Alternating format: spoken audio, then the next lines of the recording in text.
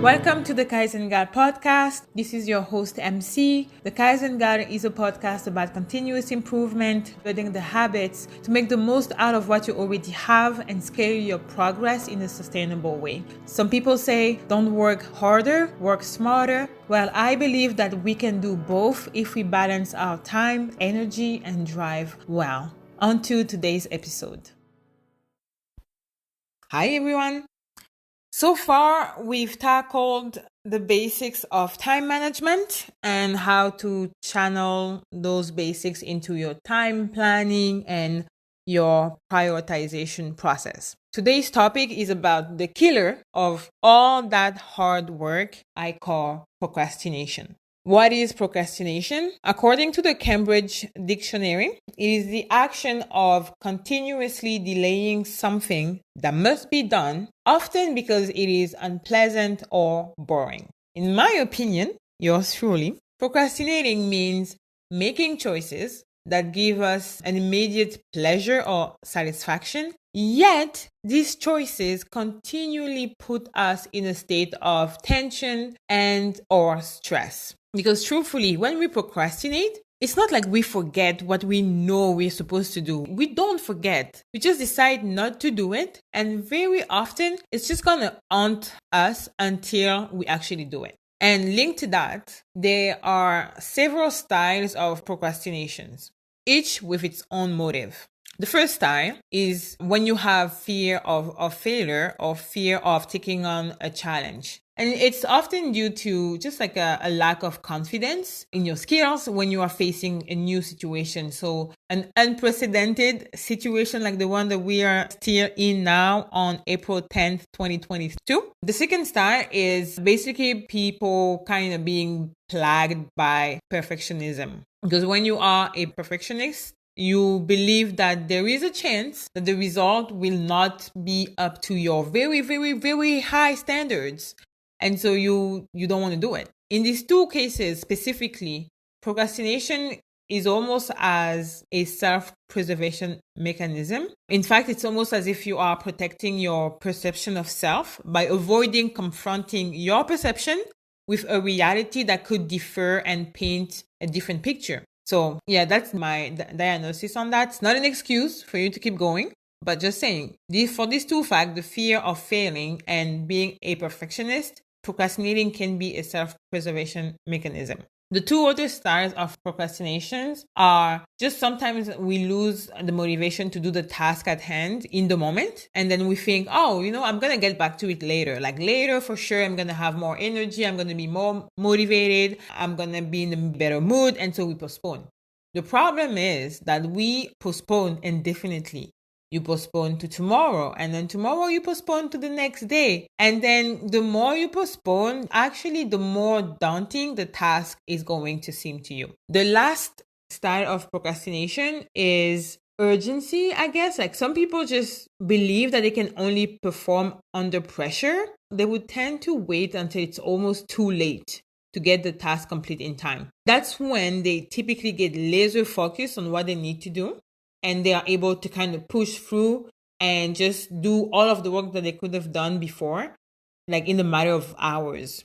You typically see that sometimes in uni when people are just waiting until the day before the exam to start studying, and then they stress themselves out until the actual time of the exam. So 4 styles: fear of failure or of taking on a new challenge, being a perfectionist, losing motivation and indefinitely postponing, and then just liking or preferring to perform or work under pressure. The thing is that regardless of these types, 2 things always happen when people procrastinate. They believe that they're still doing something because they would tend to overload their agenda by replacing certain tasks, the one that they don't want to do, with other tasks. Sometimes more urgent, but most importantly, they replace it with tasks that are more pleasant to them. The thing that's kind of counterproductive is that the new tasks have less impact or importance than the original ones.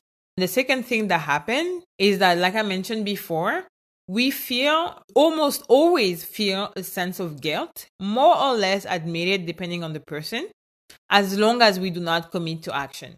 So as long as we're not doing what we know we ought to do, we feel guilty about it.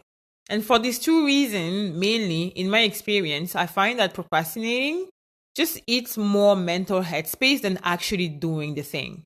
Like dodging the mental guilt to remain in denial of what you need to do, that you know you need to do, is just energy consuming both mentally and physically. So my personal advice to you, the sooner you get onto the dreaded task, the sooner you be free from it. And here are a few tips and tricks that have helped me over the years to gradually kick procrastination to the curb. And I'm saying gradually because it's an everyday thing. If it was just me, I would be a massive potatoing on my couch. But I build those systems, some of these tips and tricks I embedded into my schedule, into my checklist when I do things. So what I would want you to do is to actually tick the ones that you're already probably doing now and to assess what are the ways that you could specifically incorporate the other ones to your daily workflows. If ever I'm speaking too fast, the list is also going to be in the description box. I have, I think, around like 10 to 11 different tips and tricks. So I'm going to try and speak very slowly. The first one is you want to subdivide the work to be done into smaller chunks of work. That is actually a technique in computational thinking where that's called decomposition. So when you have a complex problem or something that looks daunting to you, you want to break it down into smaller, simpler problems and then solve these problems one by one, then have a look back. And from having solved these different problems, you will have a different approach to the more complex issue. It's the same thing with work. You want to break up something that seems complex or daunting, terrifying, that is just unknown to you into smaller chunks of work. And then kind of tackles this chunk one by one. Something that is key is that for each chunk of work, you want to set a deliverable, like a milestone that's going to tell you and tell whoever you are accountable to that you actually completed the work because you have that deliverable to show for it. Because you have a deliverable, you want to have a timeline for your chunk of work as well. And you do that for each chunk of work. They're supposed to be smaller. If you're not able to write the chunk of work to be done in one sentence, if you have to write two, if it's like, I have to do this and then that, you're already talking about two things. There should be one verb in the definition of each chunk of work that you do. It's going to be granular, but that's kind of the process if you want to get started. It's just break it down into the smallest chunk of work that you can. Okay? That was tip number one. Tip number two, now that you have your chunk of work and you have the deadline and you have the deliverable that goes with it, you want to set aside time in your schedule for each chunk and focus only on that during that time. It means that during that time that you have set and allocated to that chunk of work, you put all the notification on silent. No ring, no bing, no phone. You just put everything away and you focus only on that task. I find that the Pomodoro technique works well. So you work chunk of 15 or 25 minutes if you want, and then you stop. You stop, and then if you missed social media or you missed whatever you were doing, just take a break and then do it and then go back to work. But you want to set aside time in your schedule for each chunk of work. Even if you don't start the work on time, don't move it. Get started. So for instance, if I plan an hour, like what happens sometimes, I plan time to work on the podcast and then I start listening to music. And guess what? 30 minutes in, I'm still working on the podcast. So the thing that is key is that even if I start late, I'm still starting. I'm not going to use the fact that, I wasn't able to start on time to postpone the entire chunk of time to a later time in my schedule. No. Even if I have 10 minutes left, 15 minutes left, 5 minutes left before the end of the chunk of time that I allocated to the chunk of work, I'm still going to do it. The last thing that's linked to that, to setting aside time in your schedule, is don't forget to apply a correction coefficient to the time allocated so that you can account for the unexpected and or your cognitive bias towards the time that is required for you to actually complete the task. I mentioned that before. The one that I use personally is 1.5, meaning that if I think that a task is going to take me an hour in my agenda, I am planning for an hour and a half, because you just never know. It may take me more time to get into the zone. I may be like distracted. Anything can happen. I'm just planning for it. I don't care. If nothing happens, I have 30 more minutes of work. If something happened, at least I'm hoping to have 30 minutes of work done. And even if I'm not able to complete the task within the allocated time, I still move forward. I still move the needle closer to my goal. The third trick is you want to complete the most difficult or the least interesting tasks first. You want to get rid of the mental dead weight of just thinking about, oh my God, I don't want to do it. I don't want to do it. No, just do it. I know some people actually start with the easiest one because they find it easy. It's easier for them to ease themselves into a period of focused work by starting the easiest things. And you can do that too, but just choose something. Choose the one that you tend to dread the most. That would be my thing. Sometimes for me, I dread what's boring. So I dread repetitive tasks, I dread difficult tasks that I think are complex, and I dread unknown. So things that I've never done before, it's going to be my first time. So novelty kind of unnerves me a little bit. So complete those tasks first.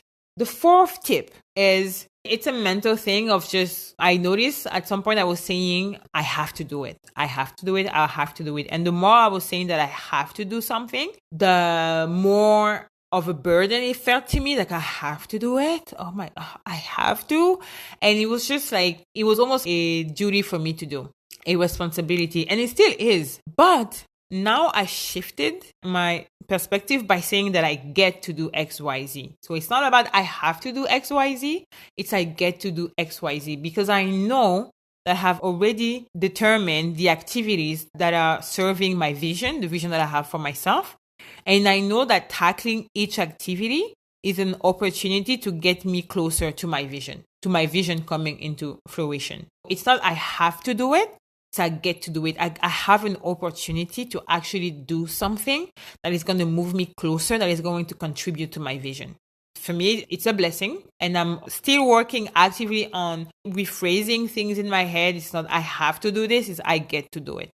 So I don't have to record the podcast.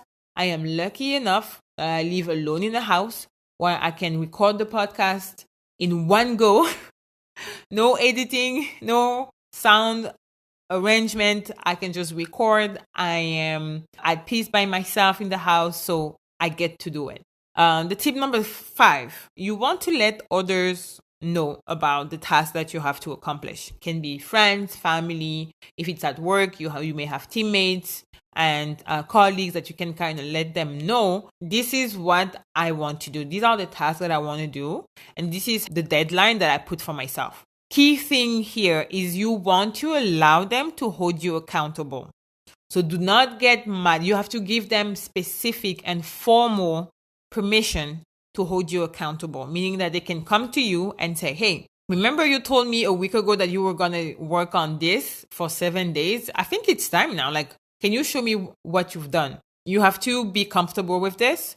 And I find for some people it works better than others. I find for me it's a mix. Depending on what I'm doing, I'm going to let friends know. Sometimes I'm going to let colleagues know. And sometimes I'm not going to let everyone know because I'm just driven enough by myself. I don't need anyone to hold me accountable because I'm going to hold myself accountable because I really want to do it by a specific time. But basically, accountability partner can be anyone. Friends, family, teammates, colleagues, you name it. Tip number 6, focus on starting the task.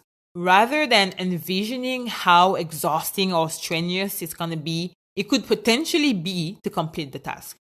Because if you think about, oh my God, I have to get it done, like I have to do all of that to complete the task, you're never going to get started. It's almost as if, a personal example, I ran the half marathon here in Montreal, and I would have never gotten started if what I thought about was the last 500 meters. Honestly, because these 500 meters, I can tell you, they were the toughest of all of the run because I was running. I ran for like a little over 2 hours and a half. And my goal was to not stop. And when I had 500 meters left, I could not stop thinking about the fact that I could just stop running now, and just walk through the finish line. If I had thought about that moment 8 months prior to that, I would have never gotten started. You want to focus on getting started. For instance, another example, when I get started with a podcast episode, typically what I do at the end of the other podcast, the previous podcast, I'm gonna write stuff that I wanna talk about. I let it go, and then I come back to it and I start planning the script, the things that I wanna say. But I'm not focusing on what do I have to record, how I'm gonna record it. I'm just okay, the first thing I need to decide is just what is it that I want to talk about? I'm not going to focus on how I'm going to talk about it. When? Sometimes I write episodes and I just record them 2 days after. But I'm focusing on getting started, because when you get started, sometimes it's harder to stop. So focus on starting the task rather than envisioning how hard it might be to complete the task. The other thing that you might want to do, and this is tip number 7, you might want to time yourself. Challenge yourself to complete a task in a set time. You say, I don't know, for me, it could be, I want to record a 20-minute episode in under an hour. I don't think it's possible, but I can still try it. I can give myself that goal. Maybe after I have done 10 episodes, I'm going to be more comfortable. It's going to be easier for me to just write the script and get to recording faster. I don't know. But I can set that for myself as a goal. And it's going to also help my self-confidence of just okay, I was able to record an episode of 20 minutes in under an hour. That's great. So time yourself. Challenge yourself to complete the task in a set time. Time challenge never hurt anyone. Tip number 8. Think about how good it will feel to accomplish the task. How the joy and the relief of that procrastination moment when you complete a task that you know you've been putting off, and you just feel first you feel like $1,000,000, like an invincible person, an adult. No one can tell you nothing. Think about this and remember that you've done that in the past and you can do it still. Move past the procrastination and actually complete the task. If all fail, tip number 9. List the benefits of pursuing the task, of completing the task or the project. List all of the benefits. Can be personal benefits, can be benefits for the community, for your friends, family. It really depends on what the task or the project is. On the flip side, you want to list the consequences of not moving forward with the task. What happens if you don't complete the task? And then once you've done that, that's my favorite part, tip number 11, you want to reward yourself once the task is completed. So remember, for tip number 8, you were thinking about how good it will feel, and now you actually complete the task. So you want to reward yourself. For me, sometimes rewarding myself is instead of watching one episode of anime, I'm watching 2 or 3 with a glass of wine, of red wine on top. Or it could be, you know what, I love Chicago popcorn, so let me just get a pack for tonight. Something like that. I just reward myself. Can be something big, something small, something insignificant, but something that matters to me and that is going to make me feel great. These are the things that I'm doing consistently. And that's the key. Now that you're inspired, you don't want to stop there. You actually want to embed these tricks into your planning and prioritization process or systems. In my case, I'm using checklists, reminders, time blocking, just because the procrastination sometimes is the easy path in the moment to remove the mental friction and effort of having to think about what to do next. So if you don't have to think about what to do next because you already mapped it out, you already have checklists and reminders, or you already have time blocking for each chunk of work in your calendar, you just have to get to it. You don't have to think about planning for it. You don't have to think about the resources, because when you did your planning and the prioritization, you looked at all of these different elements. What are the resources, people, financials, time that you would need in order to complete the task or goal that you set for yourself? So you want just to remove the mental friction between your plan, your strategy, your prioritization process, and the execution of it. Remove the mental friction of having to decide. Just write everything down in your calendar, time block, checklist, reminders. I don't know what else I'm using. I'm also using Trello boards. for personal stuff. So I can actually, I like the Kanban stuff, the Kanban visuals, because I can actually see the task moving from to be done to in progress. And from in progress, when it's done, it moves to complete. And I feel great. I feel great to see the complete part, just like getting filled up more and more every day. Just love it, love it, love it, love it. In summary, 3 things I want you to remember for today is you are not defined by how perfect you do something, but rather you are defined by what you completed. Were you able to complete anything that added value to anyone in a timely fashion? I always say to my friends and colleagues, it's better to have something with room for improvement rather than something that's perfect but that only lives in your imagination. Okay? Number 2 that you want to remember, procrastination actually requires more energy than doing the task you are procrastinating in the moment. The more you procrastinate, the more energy you spend avoiding the guilt from it. So get to it. The last thing, in your systems, you want to remove the mental friction of having to plan or decide on the next steps. So in your planning, you want to embed provisions for emergencies, unexpected events, and most importantly, the topic of today's episode, procrastination traps. You want to have these traps that are going to prevent you from falling into procrastination, okay?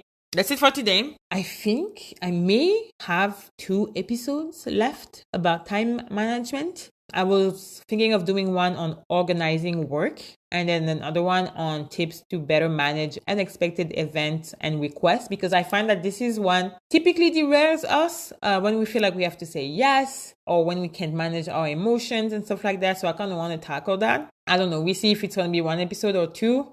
I'm really trying to keep the episodes under 20 minutes and I'm failing miserably here and there, including today. But I am still trying. So, minasan, enjoy the rest of your weekend. Take care and I will talk to you soon. Bye. That's it for me today. I hope you found that episode helpful and insightful. If you have questions or topic you'd like me to address, email me at the email address in the description box. And last but not least, leave your 5-star review anywhere you are listening. It really encourages me. I wish you, wherever you are, to be well, and I will talk to you next time.